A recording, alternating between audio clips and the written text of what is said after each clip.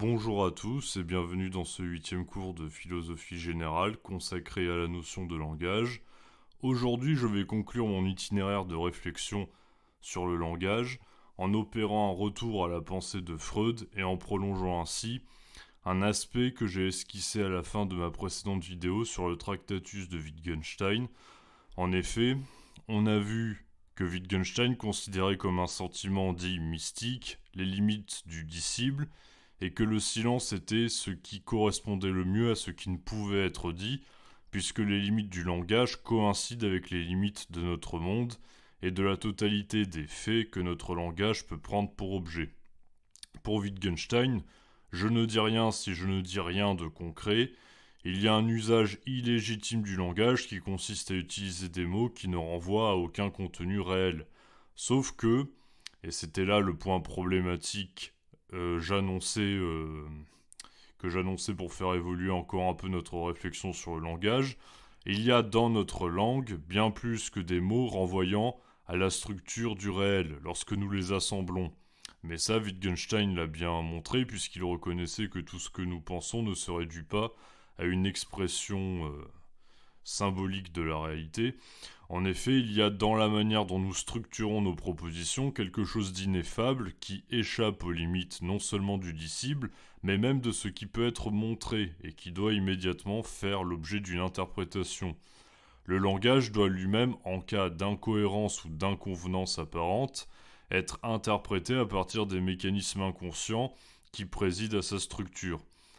Tel est le projet de Freud, qui nous permet en ce sens de dépasser Wittgenstein, car il montre justement que si toute notre pensée ne peut s'exprimer adéquatement dans le langage, elle ne peut s'y exprimer adéquatement, pas simplement à cause des limites de ce que l'on peut exprimer en fait, mais bien plutôt, aussi et surtout, en droit. Il y a dans notre vie quotidienne, dans le langage, des éléments inhabituels, inadéquats ou inattendus à la situation et aux attentes liées à ce que Wittgenstein nommait les jeux de langage, qui révèlent un processus de structuration des énoncés que nous produisons afin d'exprimer notre pensée qui peut justement défaillir. Je veux bien entendu parler ici du fameux lapsus, un concept que Freud développe dans différents ouvrages. Ici, je m'appuierai principalement sur l'interprétation des rêves. Je rappelle au cas où que j'ai consacré une grosse vidéo très complète à l'inconscient freudien il y a quelques mois, donc si Freud vous intéresse particulièrement, je vous recommande d'aller voir cette vidéo, même si pour les besoins de celle-ci, je vais forcément faire quelques rappels sur sa pensée, évidemment. La base de la théorie freudienne, c'est que l'inconscient se développe de façon dynamique par la présence d'un psychisme refoulé. Il y a résistance dès lors que nos désirs refoulés, incarnés par le ça, qui demeure la part inconnue de notre psychisme, cherchent à demeurer cachés et empêchent la cure psychanalytique.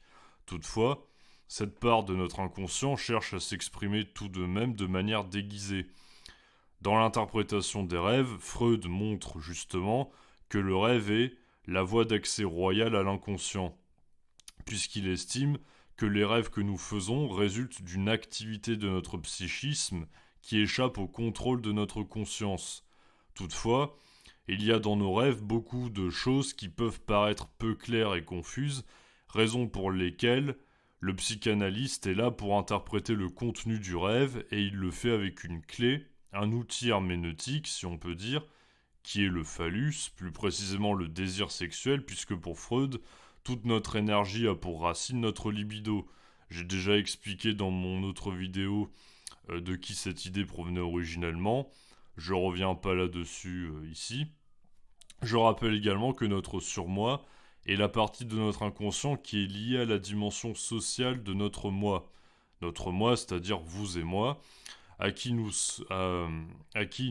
sommes vous et moi donc, c'est donc ça le moi, et à l'ensemble des règles qui structurent a priori nos interactions et nos échanges.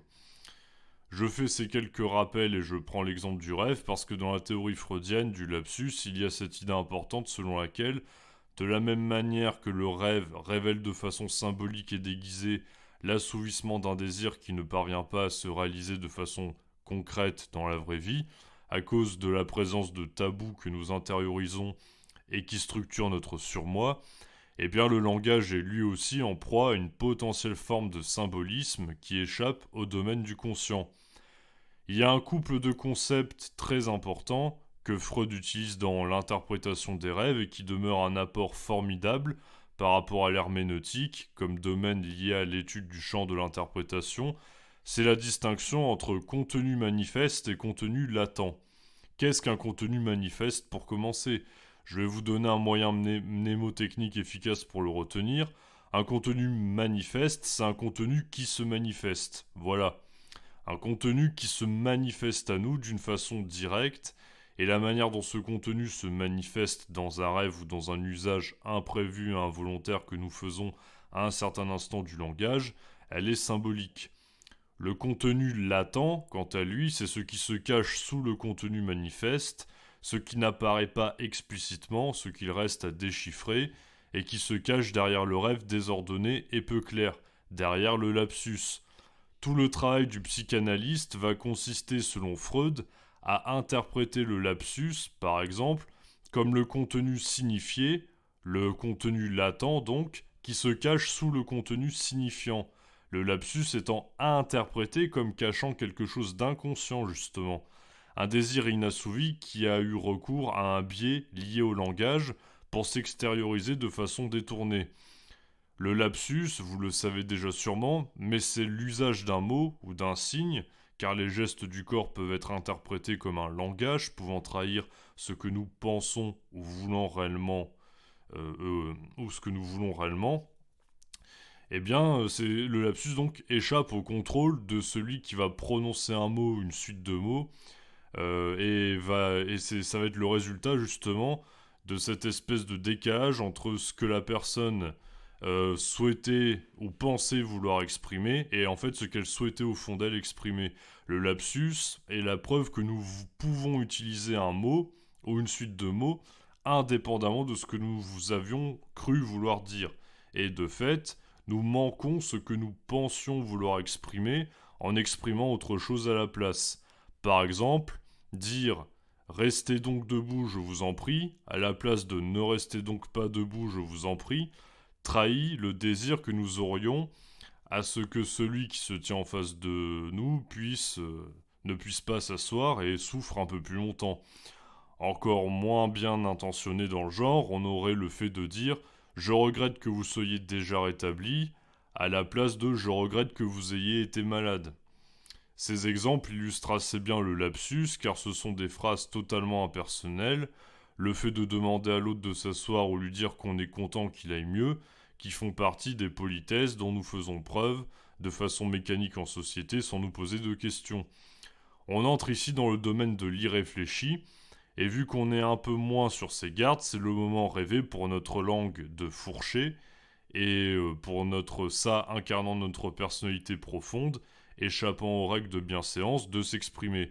Ici, changer un simple mot ou deux mots dans la phrase vous fait passer d'une personne polie à une personne pas très sympathique du tout. Et ça crée une certaine gêne, bien entendu. J'aurais pu prendre l'exemple de lapsus encore pire, où une personne dit un mot grossier ou vulgaire à la place du mot prévu, qui peut être interprété comme une grosse envie de sexe. Il y a déjà eu quelques dérapages de ce genre à la télé, notamment dans les discours politiques, dans certains discours politiques, mais je pense que les exemples que j'ai énoncés auparavant sont plus sobres et plus adaptés à un grand public.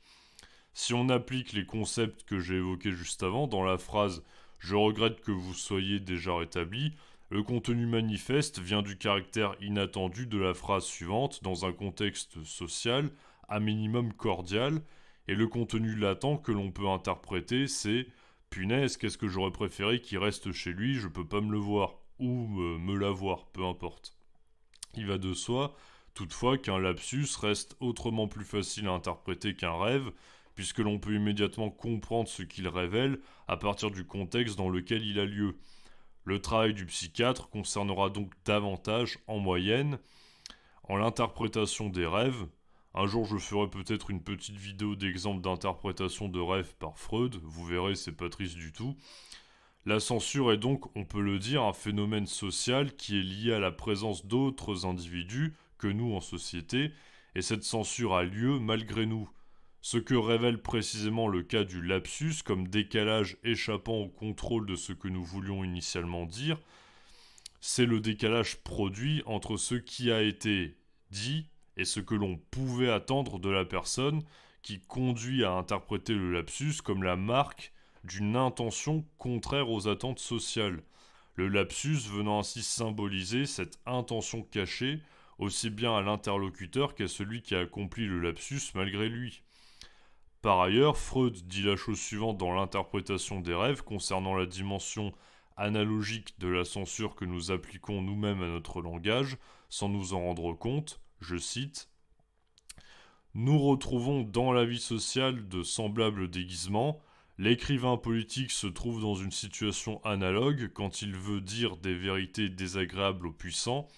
S'il exprime ouvertement son opinion, on l'étouffera après s'il s'agit de paroles, avant s'il recourt à l'impression. L'écrivain redoute la censure, c'est pourquoi il modère et déguise l'expression de sa pensée. Fin de citation. Cet exemple de Freud est très intéressant car il montre que le processus de censure a lieu en réaction à des attentes et qu'il est un processus de résistance.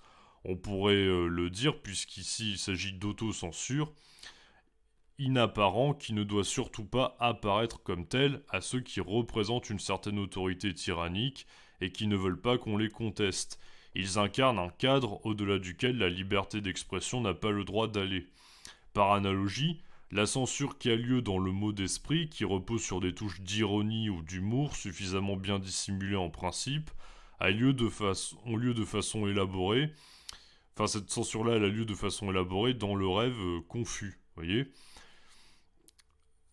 Toutefois, on peut dire que le lapsus est une preuve empirique selon laquelle le langage trahit la pensée dans la mesure où le processus d'auto-censure n'a pas lieu et où le lapsus donne à voir de manière à peine voilée les intentions réelles de la personne qui peuvent échapper à sa propre conscience et à son contrôle.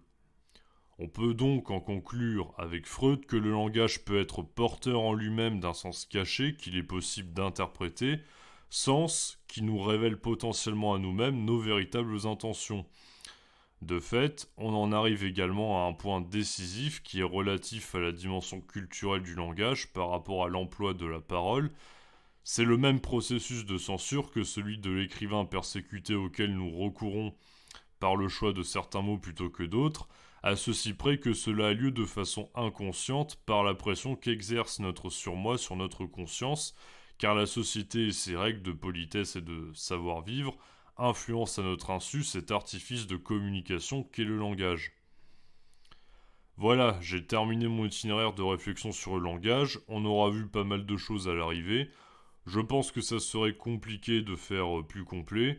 On a interrogé les rapports entre langage et humanité avec Descartes, ce qui nous a poussé à interroger de façon encore plus globale les rapports entre langage et pensée avec Platon, Hobbes ou Hegel. On aura vu que la pensée se structure à partir du langage, mais qu'elle ne peut être un simple symbolisme du réel, sans peine de nous empêcher d'accéder aux idées les plus élevées nécessaires à la réflexion purement humaine, et à la parole qui se distingue du simple langage que nous partageons avec les animaux en tant qu'outil de communication permettant l'organisation commune. Toutefois, nous aurons également vu que les rapports sociaux dans lesquels notre langage se déploie révèlent également ses limites car son caractère utilitaire et généraliste tranche avec la singularité des éléments du réel, comme on l'a vu avec Bergson, et qu'il demeure quelque chose qui ne peut se dire par le simple langage, soit en vertu de ces limites qui tiennent lieu à sa nature d'outil, avec Wittgenstein, ou à ce que nous avons ou non le droit de dire en société avec Hobbes, mais aussi avec Freud. Voilà. Pour ce qui était des axes principaux de réflexion liés à cette petite série de vidéos, j'espère que mon travail vous aura plu, qu'il vous aura été utile si vous êtes une des rares personnes à être tombé sur cette chaîne par hasard. J'espère aussi que vous avez apprécié d'autres vidéos portant sur d'autres sujets. Pour ma part, je fais juste un petit débriefing, hein, mais bon, pour ma part, En tout cas, tant mieux si vous êtes une des rares personnes à avoir découvert cette chaîne et à avoir pu l'apprécier à sa juste valeur. Pour ma part, je vais faire une petite pause dans ma production pour diverses raisons, dont je préfère ne pas parler ici. En attendant, j'estime vous laisser pas mal de choses derrière moi, susceptibles de vous donner des bases à travailler en philosophie, ainsi que des références à de grands textes que vous pourriez avoir envie de lire. Je tiens à remercier également les quelques rares personnes qui ont pris la peine de me remercier pour le savoir que j'avais pu leur transmettre. Ça me touche beaucoup car je dois vous avouer que cela fait un petit moment que je ne fais plus ces vidéos seulement pour moi, ce qui était le cas au début du lancement de ma chaîne mais plus vraiment maintenant. Quand j'aurai à nouveau le cœur à réaliser de nouvelles vidéos, et le temps aussi parce que dans la vraie vie il y a des classes dont je dois m'occuper, je m'occuperai de la notion de temps, qui est plus ou moins la seule notion du programme actuel de philosophie que je n'ai pas encore traité. Mais ça va me demander pas mal de travail si je veux que mes futures vidéos soient à la hauteur, donc je ne peux pas encore vous dire quand est-ce qu'elles seront disponibles pour le moment. En attendant, prenez bien soin de vous. Merci encore pour votre fidélité et à une prochaine fois.